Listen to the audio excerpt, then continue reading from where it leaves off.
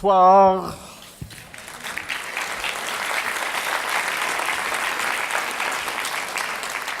Bonsoir et merci. Merci de votre fidélité. Le comédien Jacques Gamblin, lundi, en recevant son Molière, dit une très jolie phrase. Il a dit « Merci est trop petit ». Alors j'ai envie de vous répéter la même chose. Merci est trop petit pour vous exprimer notre reconnaissance, pour votre fidélité, pour tous les moments que nous partageons ensemble. Alors vous l'avez vu, cette présentation a commencé dans les coulisses de l'Atrium. C'est vrai qu'il faut beaucoup de choses invisibles au public pour qu'une saison soit réussie. Il faut des alliés, il faut des partenaires. Alors le premier partenaire, évidemment, pour nous, c'est la ville, la municipalité de Chaville. Et je remercie son maire, M. Jean-Jacques Guillet, d'être présent, ainsi que de nombreux élus que j'ai reconnus parmi vous. Il faut évidemment une équipe, toute l'équipe de l'Atrium, il faut des partenaires, il faut les services de la ville, le service de la communication, Marie-Christine Chamelet qui est là, il faut une coordinatrice pour la culture, Gwenaëlle Goët.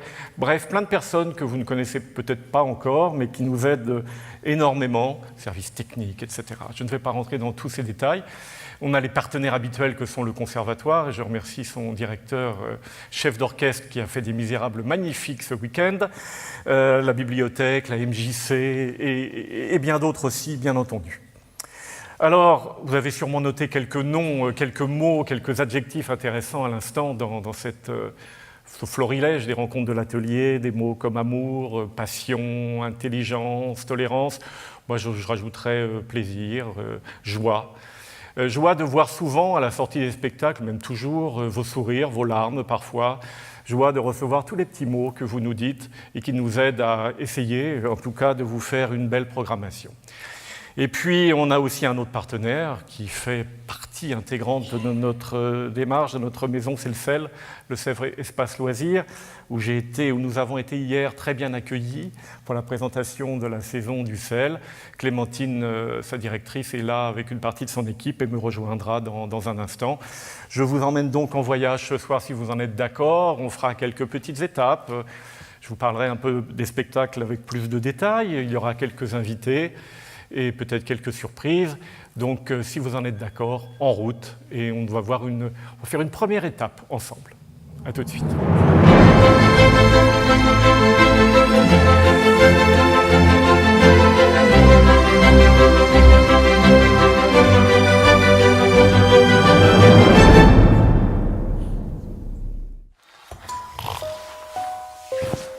Chérie.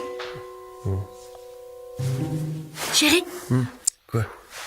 C'est demain qu'ils viennent dîner, David et Catherine? Quoi? Non, mais t'as vu l'heure? Je dors, là, moi. J'ai rien prévu, je sais pas ce que je vais leur faire à manger. Tu fais quoi demain? Rien? Je crois pas que ça te laisse autant d'y penser. Je sais pas si je fais mon bourguignon ou plutôt un petit rôti.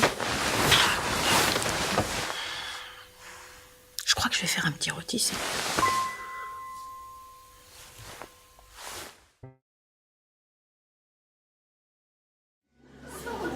Et dès devant l'aurore, vous vous en êtes autour. Ciel!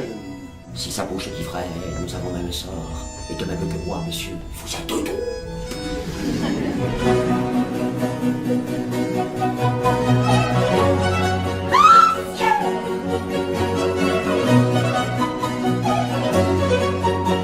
Je ne couche point! Non, lâche! Est-il possible? Être! Vivaziosi!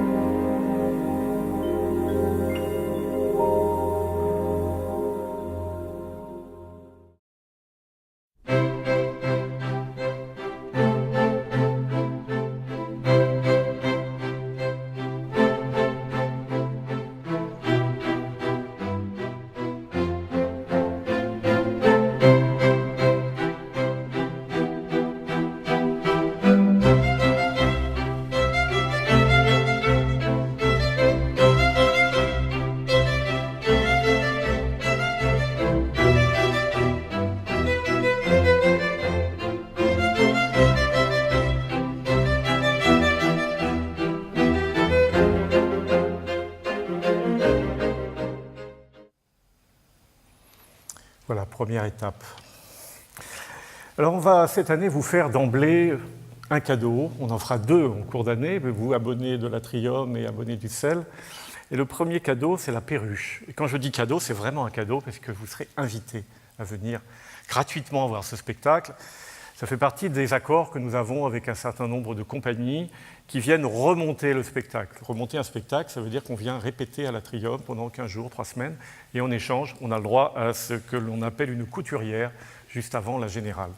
Donc pour la perruche, qui est, vous l'avez compris, une comédie avec Ariel Mallet et Barbara Schulz, une très jolie histoire autour de la vérité d'un couple qui en attend un autre, qui ne vient pas. La fièvre monte petit à petit, mais on rit quand même. Ce sera fin septembre, ça tombe bien, c'est une période où on a besoin de rire un petit peu. Donc nous aurons le plaisir de vous inviter. Priorité sera donnée aux abonnés de l'Atrium et du CEL.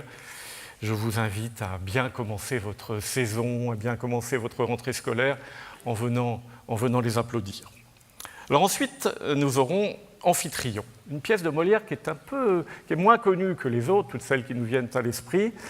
Amphitryon, c'est quelque chose autour du double. Ça a d'ailleurs donné le nom de Sosie. Il y a un personnage dans Amphitryon qui s'appelle Sosie, et ça a donné le nom de Sosie puisque le personnage se dédouble. Il y a 2 comédiens qui jouent un même personnage. C'est un spectacle drôle, mais toujours... il est qualifié de métaphysique. Il était qualifié de métaphysique. Molière, c'est très particulier. On a tous une opinion sur Molière. Michel Bouquet, lui, dit que c'était un théâtre de chair. Un théâtre de chair, c'est une jolie expression, là aussi. Il dit toujours que c'est le théâtre le plus difficile à jouer. Parce qu'on croit le connaître si bien. C'est un théâtre plein de mystères.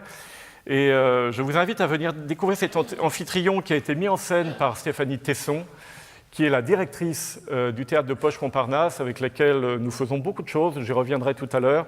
C'est une remarquable directrice, une remarquable metteur en scène. Elle tient ce petit théâtre que vous connaissez peut-être, qui va de succès en succès avec son père, Tesson, que vous connaissez bien entendu, Philippe Tesson.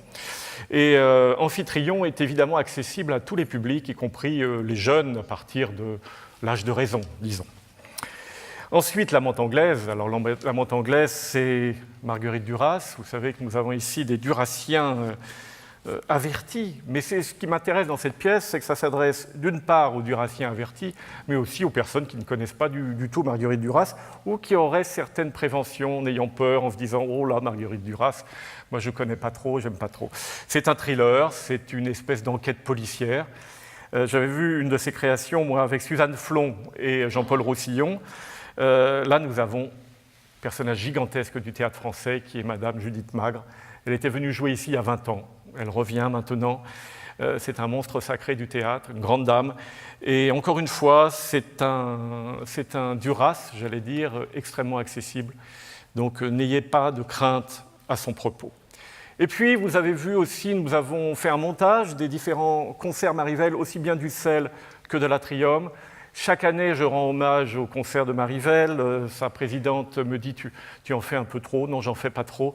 Je disais hier que j'étais au CEL, alors j'étais tout près d'une autre grande entité culturelle, tout près de la scène. Je disais que pour l'instant, ils n'ont pas encore concurrencé les concerts Marivel, qui sont là depuis 40 ans et qui ont une programmation vraiment de musique classique absolument remarquable. Nous, à l'Atrium, Mozart sera mis vraiment en exergue, je reparlerai aussi tout à l'heure de Mozart. Et il y aura notamment les siffleurs, avec des vrais siffleurs. Venez voir ce spectacle, c'est assez étonnant. Voilà pour cette première station. Et maintenant, je vous propose que le train reparte et que nous continuions ensemble. Voilà, mes amis de la régie, vous pouvez continuer.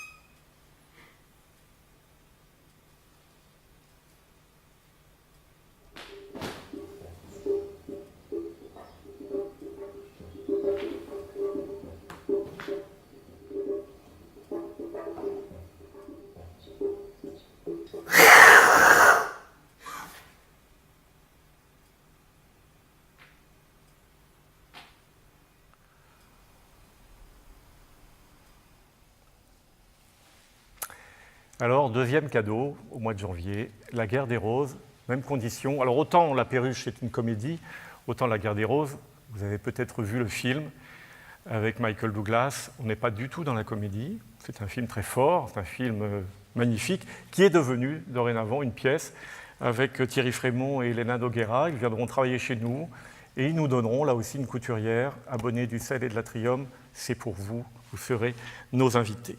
Et puis Art, est-ce qu'il faut vous présenter Art ?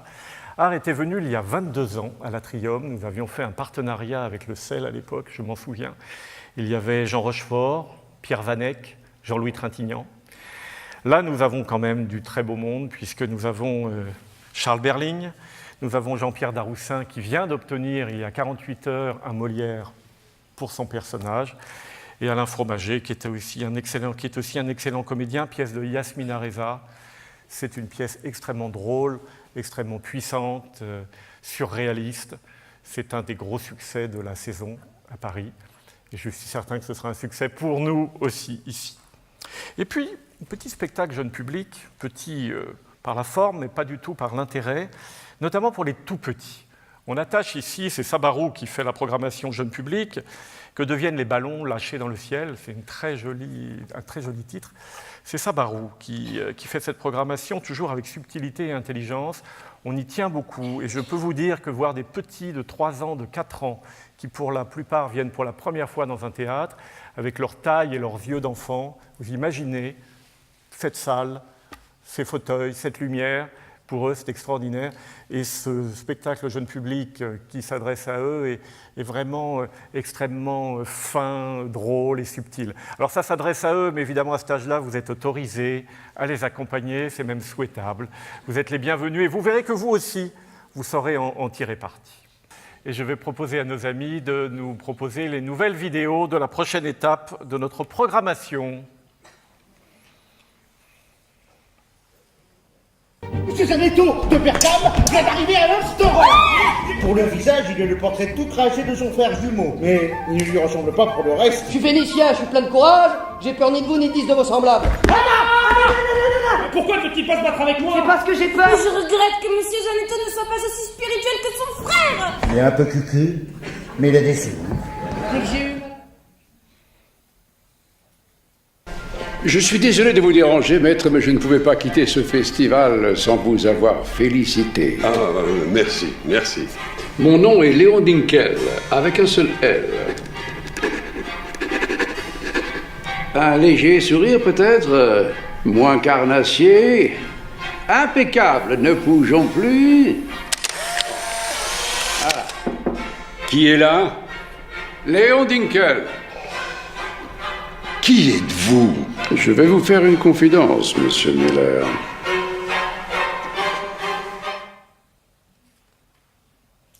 Nous aurions pu vous montrer des images du nouveau spectacle d'Alex Lutz, mais nous pensons qu'il est préférable de le voir sur scène.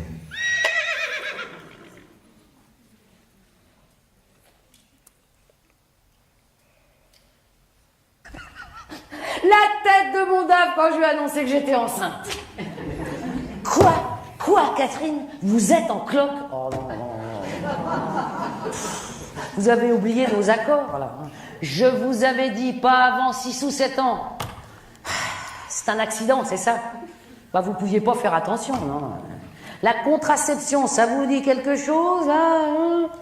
Et évidemment, j'imagine que vous voulez le garder.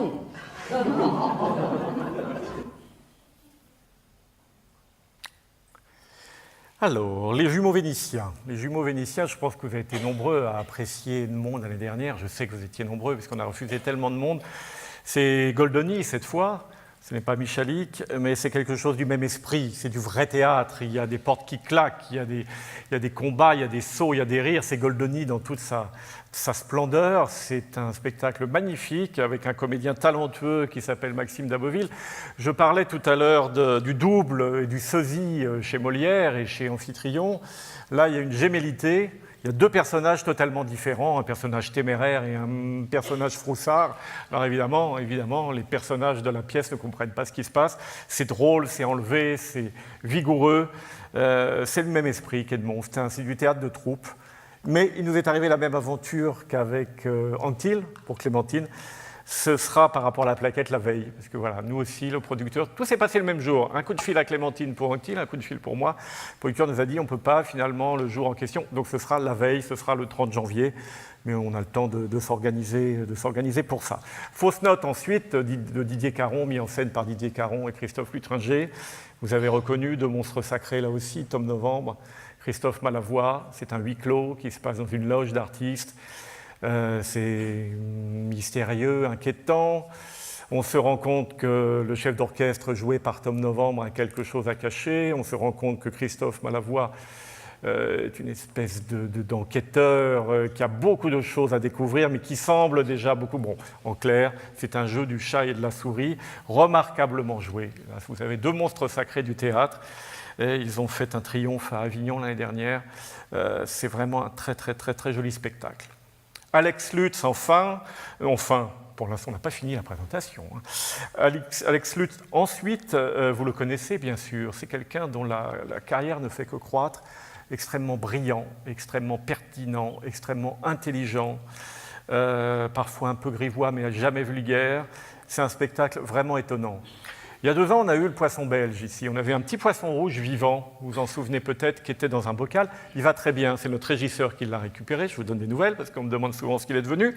Là, nous aurons des chevaux, vraiment, des vrais chevaux, magnifiques, parce que Alex Lutz arrive à cheval, avec des chevaux magnifiques, avec des yeux bleus. C'est le grand spectacle de l'année pour nous. Je vous incite, on a relevé ce défi. Ne me demandez pas comment les chevaux vont venir, comment ça va se passer. On ne vous donnera pas tous les secrets de fabrication, mais je suis sérieux, il y aura 2 chevaux vivants sur scène. Et sur un des chevaux, un petit monsieur par la taille, qui fait peut-être 1m60, mais gigantesque par le talent, qui s'appelle Alex Lutz. Et puis je suis top. Alors c'est une comédienne que l'on connaît bien, qui s'appelle Blandine Métayer, qui vient du Café Théâtre, qui a joué dans la classe, qui a joué dans le Petit Théâtre de Bouvard. Et son spectacle, c'est le 8 mars. Je pense que c'est une date qui doit vous dire quelque chose. Il a été choisi à dessein, le jour des droits de la femme. Et puis, on a de la chance ce soir parce que Blandine Métayer est là. Alors, elle va venir nous parler de son spectacle.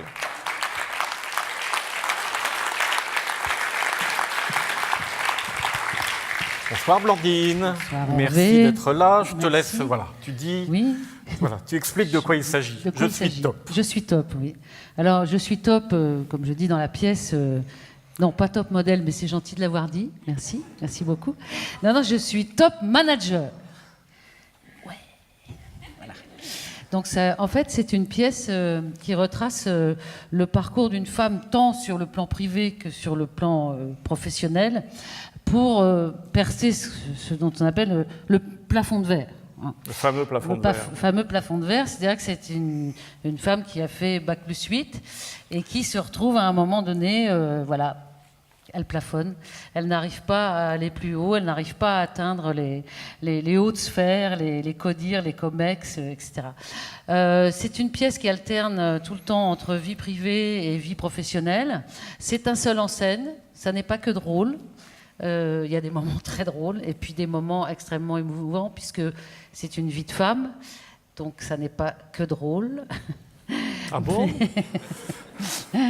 Et pour l'écrire, en fait, j'ai interviewé une 40aine de femmes et quelques hommes éclairés, je dirais, dans le monde du travail. Voilà, donc j'ai eu beaucoup de chance, j'ai pu obtenir des confidences vraiment inédites et donc c'est un travail... récent, c'est des témoignages qui ne datent pas d'il y a 30 ans, hein, c'est récent. Et je joue la pièce depuis le 20 septembre 2010, et je ne pensais pas la jouer encore, mais elle est presque plus d'actualité maintenant que quand j'ai commencé, ce qui ne me réjouit pas, même si je suis très contente de continuer à la jouer.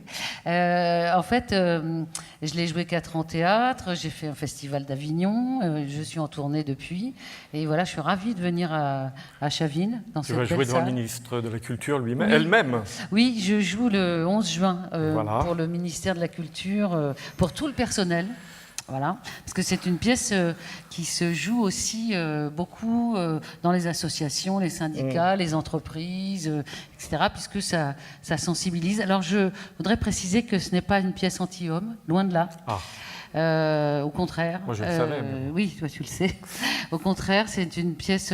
j'ai eu envie de faire cette pièce pour plutôt rassembler autour de ce sujet qui n'est toujours pas réglé, qui est l'égalité entre les femmes et les hommes, et principalement dans le monde du travail, on n'est toujours pas à l'égalité, loin de là, et ne serait-ce que sur le plan des salaires, comme je dis dans la pièce...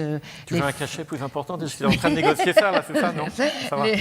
J'ai dit dans la pièce, les femmes sont brillantes, travailleuses, consciencieuses, perfectionnistes, et avec elles, c'est les soldes toute l'année. Jusqu'à moins 30% sur toute la collection. Tout bénef. Tu as écrit un livre aussi. Oui, alors j'ai eu la joie que cette pièce soit adaptée, parce que Guy Delcourt, qui est les éditions Delcourt, qui est le plus gros éditeur de BD en France, est venu voir la pièce quand je jouais au théâtre de 10 heures, et il a dit, mais je voudrais en faire un roman graphique. Voilà, donc on a fait l'adaptation. J'ai eu la chance d'avoir une dessinatrice formidable qui s'appelle Sandrine Revel, qui a eu le prix Artemisia de la BD. Et l'année dernière, Je suis top en roman graphique, a eu le prix des lycéens. Ce qui m'a absolument réjoui, parce que c'est vrai que c'est important que les jeunes générations s'emparent de ce sujet. Et puis l'année dernière, j'ai sorti Les perles du sexisme, voilà. Qui en fait est un florilège de toutes les phrases que les femmes et aussi des hommes viennent me raconter, des phrases sexistes qui leur sont arrivées. Et donc j'ai un éditeur qui m'a dit, mais il faut absolument faire un bouquin. T'en as une ou deux là, comme ça qui te viennent à l'esprit? Oui, alors j'ai fait aussi un peu d'histoire, c'est-à-dire que je me suis aperçue que le sexisme, le mot a été inventé dans les années 60, mais par contre il ne date pas d'hier. Alors par exemple, d'après vous, qui a dit la femme est une surface qui mime la profondeur? Pas mal. Oui. C'est un grand philosophe. Eh bien, c'est Nietzsche. Merci. Alors, un autre philosophe aussi. Les femmes sont comme les girouettes, elles se fixent quand elles se rouillent. C'est élégant, très élégant. Et ça, c'est Voltaire, voilà. Il en a dit d'autres. Il en a dit d'autres, oui. Oui. Voilà. Bon, sinon, les phrases inédites, c'est dans le livre, il y en a plein. Non, c'est horrible. Tout est authentique. Et tout est authentique. Tout a été vraiment entendu par des femmes. Voilà. Donc j'espère que vous viendrez nombreux voir le spectacle. Le 8 mars. La ville de Chaville attache beaucoup d'importance à cette date depuis quelques années. Gwenaëlle Goët, que tu as rencontré, qui supervise ça. Donc c'est encore une fois pas une date anodine du tout. Pas choisi au hasard. Oui. Pas choisi au hasard. Merci beaucoup. Merci Blandine. Merci beaucoup.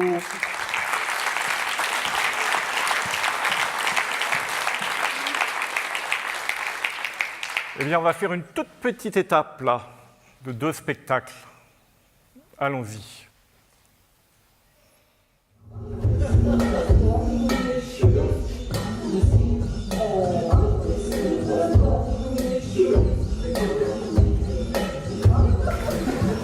Você vai também sangue? Não? Às vezes? Conforme. O meu sangava sempre muito. Quer dizer, eu quando sangava parecia que era uma nuvem que aparecia assim na minha cabeça.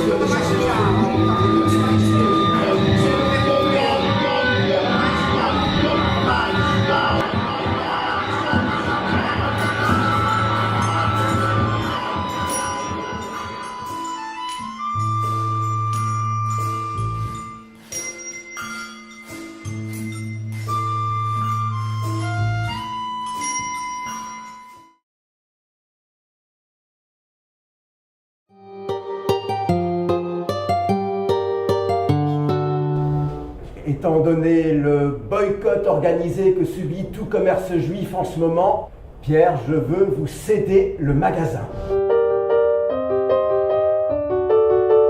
Monsieur Hoffman, j'aimerais que vous ayez des rapports sexuels avec Isabelle le temps qu'elle tombe enceinte.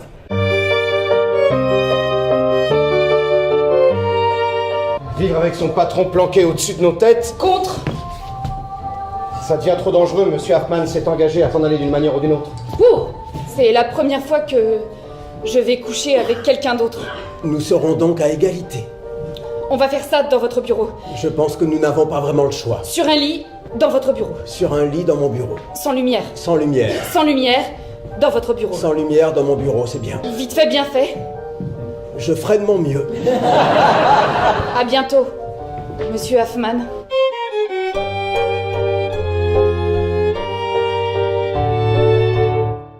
Chérie, samedi prochain, nous aurons des invités de marque à dîner. Air ambassadeur Otto Abetz? Exactement, Otto Abetz et son épouse. C'est une blague? J'allais oublier. Oh, du champagne, Otto, vous faites des folies. Ça nous a pas coûté cher. On l'a saisi chez un antiquaire homosexuel. Je crains que Suzanne ne soit en grande forme ce soir. Nous aimerions vous faire un dernier cadeau. Alors, adieu Monsieur Hoffman, là on va faire une vraie étape. 6 nominations aux Molières, 4 Molières obtenues lundi. C'est une pièce qu'on a suivie avec un certain nombre de collègues dans le groupe auquel on appartient, qui s'appelle le groupe Actif. On est 26 théâtres d'Île-de-France. On l'a suivie, on a lu les textes, on a assisté à beaucoup de lectures, et puis ils ont eu le courage de monter ce spectacle de rebondissement au rebondissement. C'est un spectacle formidable, on entend des rires là à la fin, mais ce n'est pas un spectacle spécialement drôle, évidemment, ça se passe pendant la guerre, vous commencez à deviner un petit peu de quoi il s'agit. Mais vous posez aussi peut-être, pour les plus observateurs d'entre vous, la question de savoir pourquoi, depuis tout à l'heure, il y a un petit cube, comme on dit dans notre métier, un présentoir noir. Ben, c'est pour une raison un peu particulière, c'est que nous avons la chance ce soir d'avoir un des lauréats de ces Molières, M. Franck Desmet, que j'invite sur scène, et il n'est pas venu les mains vides.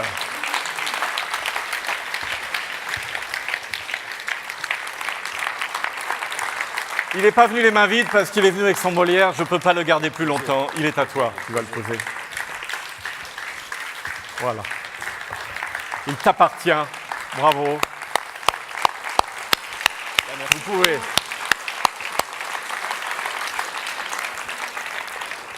Alors Franck Desmet n'est pas seulement un grand comédien, il est aussi un grand directeur de théâtre, c'est un collègue puisqu'il est directeur d'un des théâtres le plus célèbre au monde, qui est le théâtre de la Huchette. Franck me disait parfois qu'en allant en Australie, au Japon, etc., les spécialistes évidemment qui connaissent la France te parlent du théâtre de la Huchette. Oui. Alors Franck incarne un personnage extrêmement inquiétant de la dernière guerre, un personnage authentique qui est Otto Abetz. Tu as réussi à trouver un accent, parce que jouer l'accent allemand dans les comédies, etc., on a tous vu des films comme ça. Surjouer l'accent allemand, c'est pas très difficile. Mais toi, tu as réussi à trouver le bon tempo. Franck est un garçon extrêmement sympathique dans la vie, mais là, je peux vous dire qu'il m'a fait peur. Il m'a fait peur parce qu'il fait monter une pression absolument extraordinaire tout le long de la pièce. Mais voilà, j'en ai trop dit, Franck, tu as la parole pour nous parler, si tu veux, un peu de la Huchette aussi, hein, parce que nos spectateurs voyagent partout, et puis pour nous parler de ton personnage et de l'aventure merveilleuse d'Adieu, Monsieur Hoffman. Bon, d'abord, évidemment, la Huchette, c'est une très belle aventure. C'est un théâtre que je dirige depuis 4 ans, et sur lequel, en dehors des 2 Ionesco, puisqu'il a la particularité effectivement de jouer depuis 61 ans la cantatrice et la leçon, donc c'est un théâtre qui a une troupe, joue aussi à 21h des spectacles de création, et depuis 4 ans nous proposons des spectacles musicaux. Donc on a commencé avec Kiki de Montparnasse, après ça a été L'écume des jours, La poupée sanglante, qui sera d'ailleurs à Avignon, et puis cette année on a Comédien, qui est adapté de Paillasse de Léo Cavallo, voilà, qui connaît un grand succès chez nous et on en est très heureux. Et puis pour Adieu Monsieur Hoffman, c'est difficile de parler de ce spectacle parce qu'il est arrivé tout à fait par hasard. Au départ, je devais jouer Monsieur Hoffman et puis pendant les répétitions, je me suis dit mais ce personnage m'intéresse beaucoup.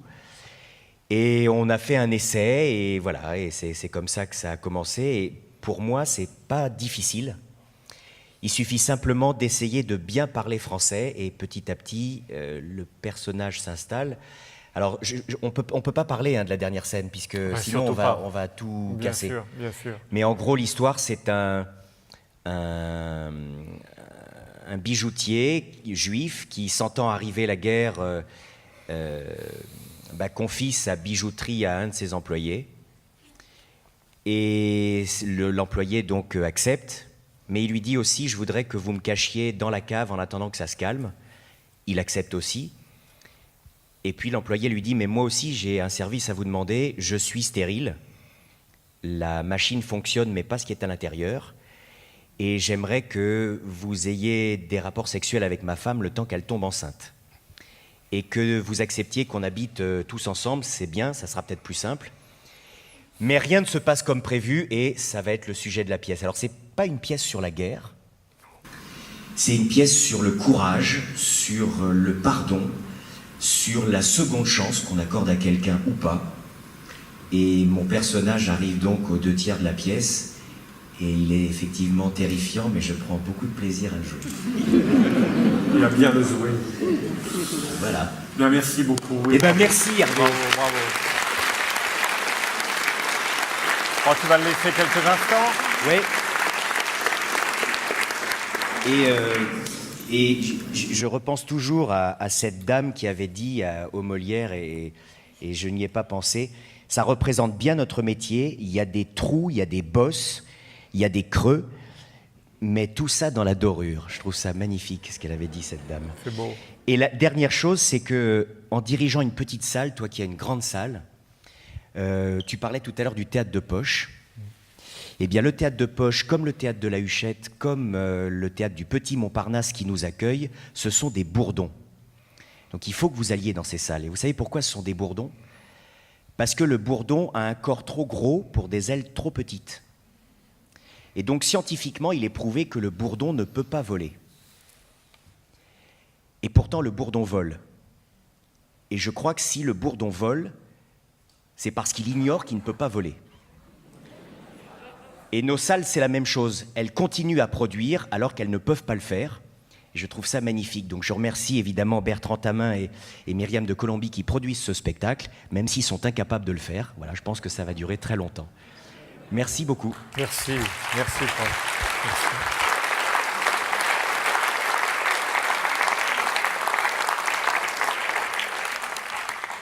Vous l'aurez compris, il faudra pas tarder à prendre des places pour ce spectacle. Et les autres aussi d'ailleurs. Mais on va continuer pour une nouvelle étape.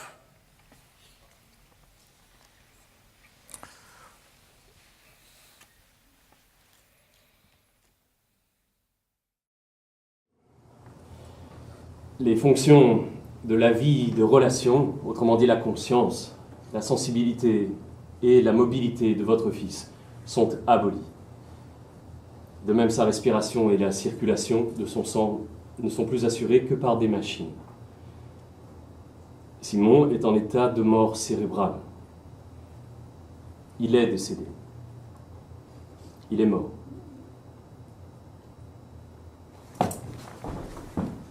Il a annoncé la mort de leur enfant à cet homme et à cette femme, ne s'est pas raclé la gorge, n'a pas baissé la voix, a prononcé les mots « mort » et « décédé », ces mots qui figent un état du corps. Mais le corps de Simon n'était pas figé, c'est bien là le problème. Car enfin il était chaud, l'incarnat vif, et il bougeait. Combien de temps avons-nous pour souper dans le calme? Nous ne sommes ni des soldats ni des hommes de cour auxquels il faut tout expliquer. Nous tirons les fils. À ce jeu-là, je suis un maître. Eh bien moi, plus je bois, plus je me méfie de vous. 2 heures pour trouver un régime à la France. Cul d'artichaut à la ravigote, saumon à la royale et filet de perdrix. À votre table, on ne peut pas penser à changer de régime.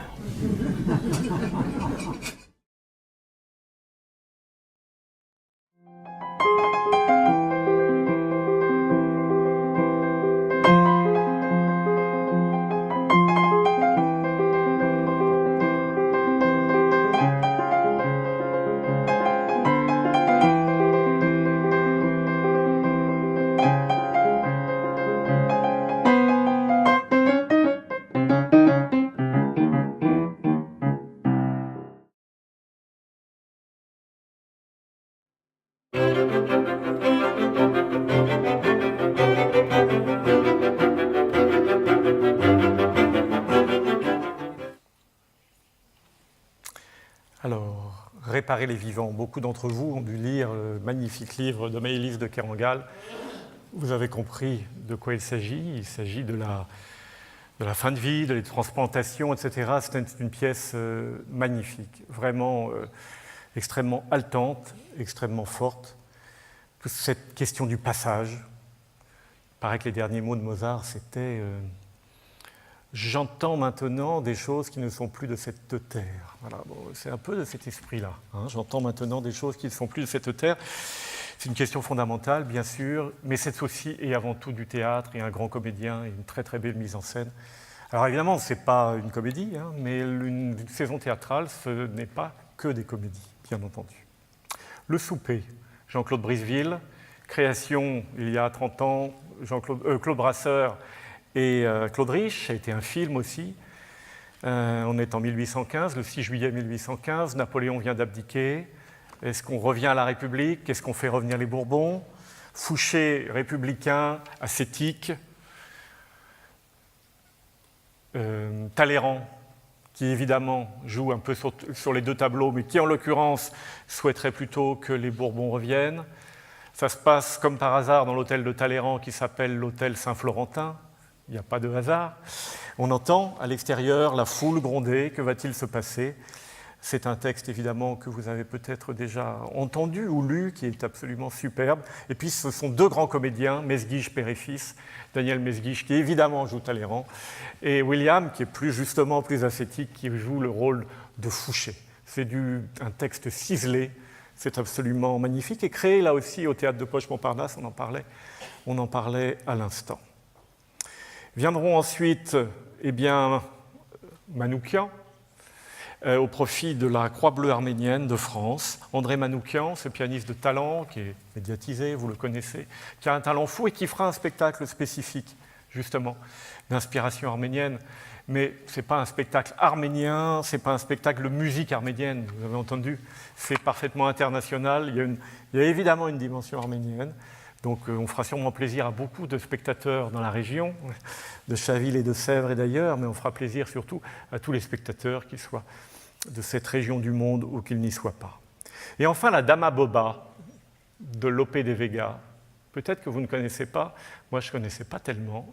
Pourtant, Lope de Vega, il est considéré comme le Corneille ou le Molière espagnol. Il est extrêmement célèbre là-bas.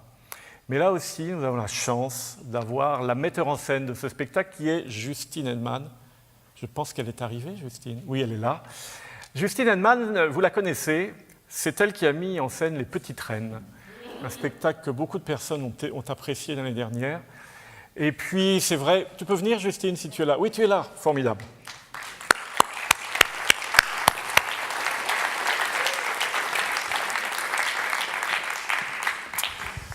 On ne va pas remuer le couteau dans la plaie. Justine était nominée pour les Molières lundi.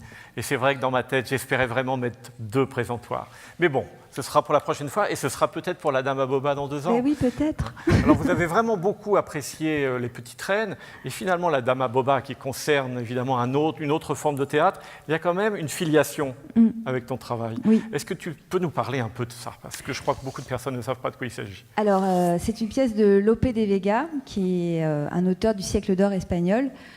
Moi, j'avais monté La Discrète Amoureuse, qui était une autre pièce de Lope de Vega il y a 4 ans maintenant. Donc, c'est une comédie qui raconte l'histoire d'un seigneur qui vit à Madrid, qui a 2 filles. L'une qui est intelligente, mais un peu à la façon des femmes savantes, c'est-à-dire très érudite, mais qui en fait un peu trop. Et l'autre qui est la Dama Boba. La Dama Boba, ça veut dire l'idiote, quoi, en espagnol. Donc c'est celle qu'on trouve idiote. Et donc la pièce raconte comment cette jeune fille dont tout le monde se moque, qui ne sait ni lire ni écrire, un peu l'idiote du village, va acquérir peu à peu la connaissance. Donc, en fait, il y a un garçon qui, lui, est un peu un poète fauché, qui décide de la séduire pour son argent. Et la pièce raconte l'histoire d'amour entre les 2 jeunes gens, comment ils vont tomber amoureux l'un de l'autre, est-ce qu'ils vont s'apporter l'un et l'autre, parce que très vite, on comprend que cette jeune fille est loin d'être stupide. En fait, elle est juste instinctive, fantaisiste, décalée, lunaire, mais elle n'est pas stupide. Donc c'est vraiment une pièce sur l'intelligence et sur le point de vue qu'on porte sur l'intelligence. Et c'est également une pièce qui parle du fait d'apprendre, de comment on apprend. C'est-à-dire que cette jeune fille qui a 16 ans, ne sait ni lire ni écrire, mais toute sa vie on essaie de lui apprendre de la même manière et personne ne se pose la question de et si on lui apprenait un petit peu différemment. Donc c'est vraiment une pièce qui parle aussi de l'apprentissage, et à partir du moment où elle va rencontrer cette personne, ce garçon, tout va changer parce que lui va lui enseigner différemment le rapport au monde, le rapport aux choses. Donc voilà, c'est une comédie, c'est très très drôle, très fantaisiste. Lope de Vega, c'est vraiment un auteur qui a une œuvre qui est malheureusement très méconnue en France et qui est c'est un peu entre du Goldoni et du Shakespeare, quoi. C'est des personnages, il y a beaucoup de lyrisme et en même temps beaucoup de fantaisie, beaucoup de folie. Donc nous, on veut faire une mise en scène évidemment plutôt intemporelle parce que je trouve que c'est des thématiques qui sont vraiment d'actualité, ces problématiques d'apprentissage. Mais voilà, ça reste très drôle, très enlevé. Et que dire d'autre, voilà, c'est pas mal déjà. Il y a de la musique et tout ça. Et donc, nous, c'est une création, donc c'est pour ça qu'il n'y a pas d'extrait vidéo ou quoi que ce soit. Donc, ce qu'on vous propose, c'est de vous montrer un tout petit extrait vivant, avec des vrais acteurs. Fini les vidéos, le vivant maintenant. Voilà, du spectacle. Mais c'est évidemment pas du tout quelque chose qui est une forme définitive puisqu'on n'a pas créé la pièce, donc c'est pas on est en train de travailler, donc c'est un petit extrait en travail tout petit qui permet un peu de découvrir le langage, l'univers et les acteurs, voilà. Donc si ça vous va, toujours. Ça nous va très bien. Ça nous va très bien. Et ben voilà. Ils vont pouvoir jouer là au Proscenium. Voilà. Work in progress, comme on dit. C'est ça. Voilà. Et bien voilà. Voilà, ils sont là. Tu repars après ? Bonsoir.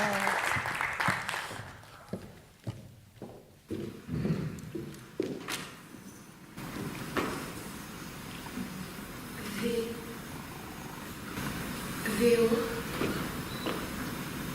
vont VOT.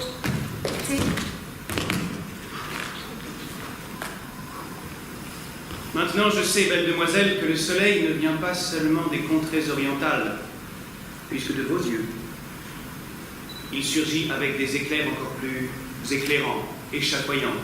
Mais si à midi vous nous éclairez tant, que feriez-vous à cette heure-ci? Eh ben, déjeuner. Ces merveilleuses étoiles, ces lustres de la nuit me mettent dans tous mes états. J'ose dire que j'en suis malade. À force de vous promener ainsi la nuit, pas étonnant qu'elles vous tiennent enrhumées les étoiles. Un conseil, couchez-vous de bonne heure et dormez avec un petit bonnet. Ne comprenez-vous pas que j'ai pour vous un amour honnête, simple et pur? Qu'est-ce que l'amour? L'amour? Le désir? Le désir de quoi? Le désir de quelque chose de beau. De l'or? Des fleurs? Toutes ces choses que je vois si jolies? Non, le désir d'une beauté comme la vôtre.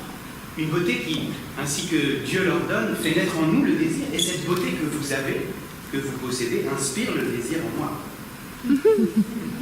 Et moi ici, que suis-je censée faire quand je sais que vous m'aimez?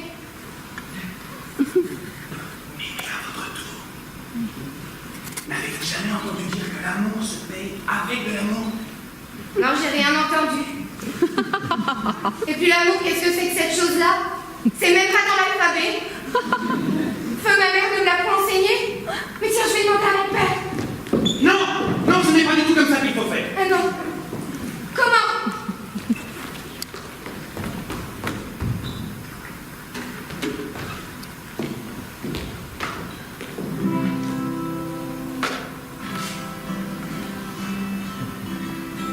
De ses yeux qui sont miens,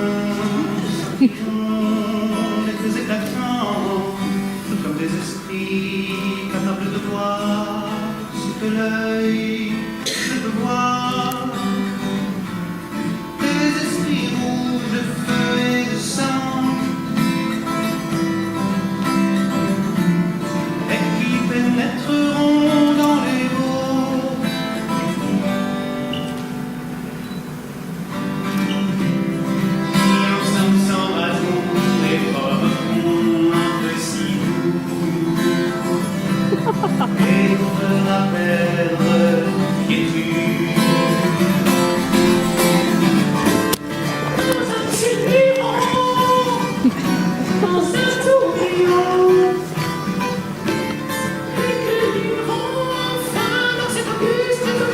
mariage. Eh bien, ça se passe tout ça quand on se marie. Eh ben, salut! Eh bien, adieu, souvenez-vous de moi.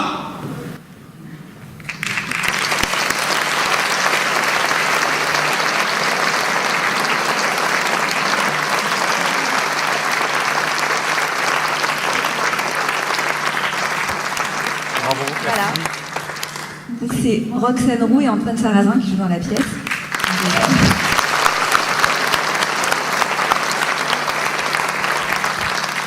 Et comme vous vous doutez, c'est donc la première. Je l'ai même pas présenté avant, j'ai même pas resitué le contexte. Super, c'est vraiment très intelligent ce que je viens de faire. Mais en fait, c'est la première rencontre entre le couple évidemment que vous venez de voir. Voilà. Et après, il se passe plein d'autres choses et il y a 8 acteurs sur scène. Voilà. Merci beaucoup, Justine. Merci.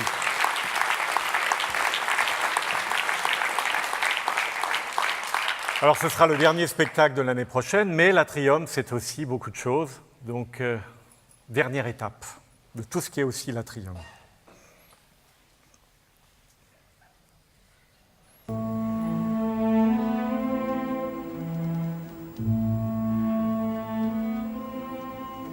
Je crois s'entendre encore caché sous les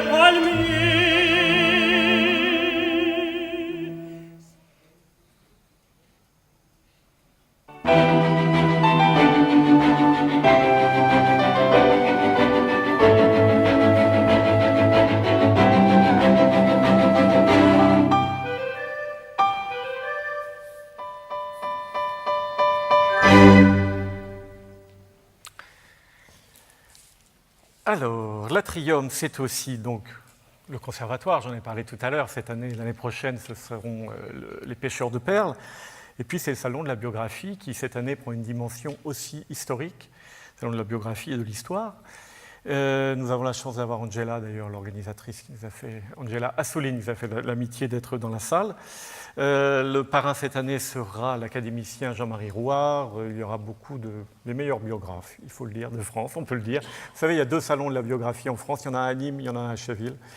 Il y aura François Kersaudy qui sera là. Il y aura beaucoup d'auteurs. Mais le nord de la France, c'est Chaville pour le salon de la biographie. Donc ce sera le 13 octobre, on est très fiers de ça. La ville y dépense beaucoup d'énergie. L'Atrium accueille ce salon, mais son service de communication, les services de la culture qui organisent ça et qui organisent ça très bien. Le Forum des Savoirs, demain, ce sera au tour de ma collègue Sophie Brault d'avoir un peu le trac, comme moi je l'ai eu ce soir, pour vous présenter sa saison à 17h30 en salle Ségonzac. Magnifique Forum des Savoirs dont la rentrée aura lieu le 4 octobre avec le journaliste de télévision que vous connaissez qui s'appelle Dominique Verdeillan. Et le thème sera la justice. Et puis nos chères rencontres de l'atelier présentées par Pierre-Olivier Scotto. Vous pourrez repérer sur notre plaquettes, des petits cœurs avec écrit « Rencontre de l'atelier ». C'est plus que des bords de scène. Les bords de scène, ça dure un quart d'heure, 20 minutes. Nous, c'est un travail de fond que l'on fait, vous le savez, on invite des personnes liées à la pièce, ou pas liées à la pièce, mais en tout cas liées au thème. C'est quelque chose qui nous tient extraordinairement à cœur, les rencontres de l'atelier. Il y a aussi les clins d'œil de l'atelier, puisque nous faisons quelques vidéos de personnalités qui jouent dans les pièces que l'on vous présente et on les diffuse sur notre site internet ainsi que sur le grand écran, parce que comme vous le savez, je pense que vous le savez, l'Atrium c'est aussi un cinéma. Et puis, petite nouveauté depuis le mois de janvier, ce sera systématique maintenant, mais ce n'est pas anodin et c'est important, Fanette s'occupera et s'occupe de notre foyer bar. Comme ça, à partir de 19h30, d'où que vous veniez, vous pouvez venir vous rafraîchir, manger de manière un peu rapide, mais en tout cas avec des mets de qualité. Voilà. Alors, notre saison s'achève, mais il y a une dernière petite chose. Je voudrais remercier évidemment toute mon équipe, et je ne vais pas citer tous les prénoms, j'ai peur d'en oublier. Mais il y en a un que je ne vais pas oublier, c'est notre régisseur général qui s'appelle Xavier de Bonneville. Vous ne l'avez probablement jamais vu, vous pouvez l'applaudir. Vous pouvez rentrer sur scène.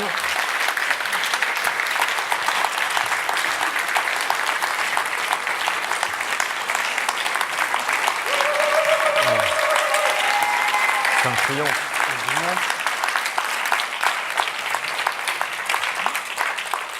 Alors pourquoi je le fais monter sur scène? Parce que malheureusement, heureusement pour lui, mais malheureusement pour nous, le 30 septembre sonnera l'heure de la retraite bien méritée.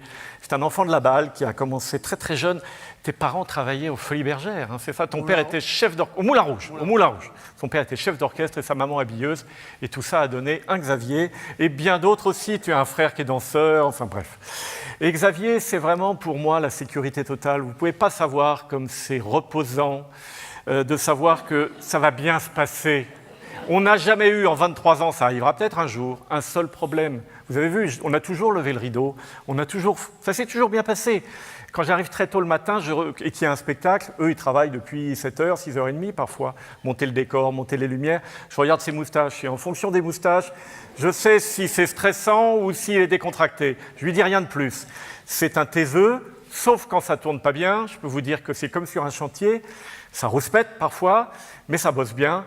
Donc Xavier, il ne va pas vous faire un discours ce soir, parce que je l'ai prévenu qu'il monterait sur scène. Il m'a dit, mais moi je ne fais pas de discours. Je lui ai dit, tu ne vas pas faire de discours, il va faire beaucoup mieux que ça. Mais pour ça, il me faut un tout petit accessoire qui lui appartient, qui lui aussi est plein de trous, qui est cabossé, qui est un vrai brigadier. Stéphanie Rillet nous a fait un très bel article dans le Journal de la Ville où elle parle du brigadier. En voilà un magnifique. Xavier, il t'appartient et tu vas donc conclure cette soirée et nous dire ta façon de penser grâce à ce brigadier. Xavier, c'est à toi.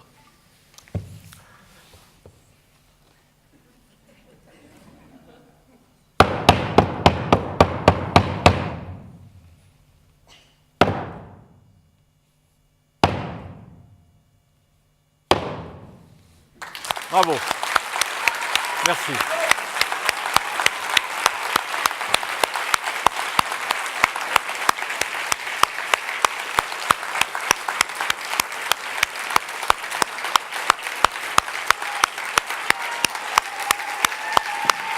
Et dis donc, bravo.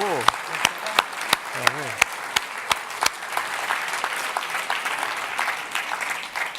La saison est lancée, merci à tous. Belle saison avec nous, on est vraiment heureux que vous soyez là. Les abonnements, je l'ai dit, mais je le redis, ça c'est notre comptable qui veille au grain. Le 6 juin à partir de 17h ainsi que sur Internet. Et puis nous vous attendons en bas à l'espace Inchadus pour nous rafraîchir, il fait un peu chaud. Là, il fera plus frais et il y aura de quoi boire. Merci à tous et très belle saison. Gracias a la vida